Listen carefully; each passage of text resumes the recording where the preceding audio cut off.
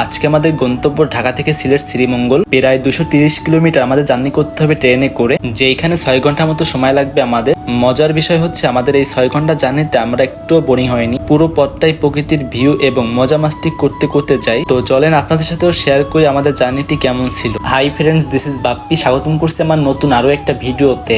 গতকাল আমরা খুলনা থেকে ঢাকাতে আসছি, রাতে আমাদের ঠিকমতো ঘুম হয়নি, এখন আবার আমরা যাচ্ছি সিলেটে। আমাদের ট্রেন ছিল সকাল 11টায়, আমরা 9টার দিকে একটা ওভার কল করে রওনা করি কমলাপুর রেলওয়ে স্টেশনে। আর আজকে ঢাকার আবহাওয়াটাও কিন্তু খুবই সুন্দর ছিল, হালকা মেঘ, মাঝে মাঝে একটু বৃষ্টি পড়তেছিল, যেইটা আমার কাছে খুবই সুন্দর লাগতেছিল। যাই হোক, আমরা যানজট পেরিয়ে ট্রেন ছাড়া 10 মিনিট আগে স্টেশনে এসে পৌঁছাই। এইটাই ছিল বাংলাদেশের ভিতর সব থেকে বড় কমলাপুর রেলওয়ে স্টেশন। আমরা এখান থেকে আমাদের ট্রেনটি খুঁজে তাতে উঠে পড়ি। হ্যাঁ, এইটাই ছিল আমাদের ট্রেন। কালকে আমরা খুলনা থেকে ঢাকাতে আসছি, এখন আবার ঢাকা থেকে যাচ্ছি সিলেটে। তো সকাল 11টায় ছিল ট্রেন আমাদের, আমরা অলরেডি মাঝে চলে আসছি। তো দেখাই আপনাদেরকে ট্রেন, এই যে আমাদের বসার সিটিং স্পেস মোটামুটি বলা যায় কালকে মতো অত ভালো ছিল না।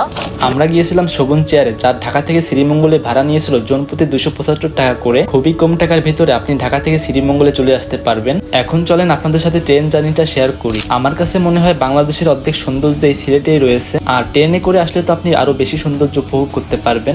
ঢাকা থেকে ব্রাহ্মণবাড়িয়া নোয়াপাড়া স্টেশন রেখে আসল সৌন্দর্য শুরু হয়। দুই পাশে পাহাড়, টিলা, চা বাগান, সবকিছু মিলে এক কথায় অসাধারণ ছিল। আর এই দিকের পরিবেশটাও খুবই ঠান্ডা ছিল, যার জন্য আরো বেশি ভালো লাগতেছিল। আপনি যদি কখনো সিলেটে আসেন তাহলে একবার হলো ট্রেনে করে আসবেন, প্রকৃতির আসল সৌন্দর্য আপনি এই ট্রেন জার্নি করে দেখতে পারবেন। যাই হোক, তো এইভাবে প্রকৃতির দৃশ্য দেখতে দেখতে 6 ঘন্টা পরে শ্রীমঙ্গল স্টেশনে চলে আসি।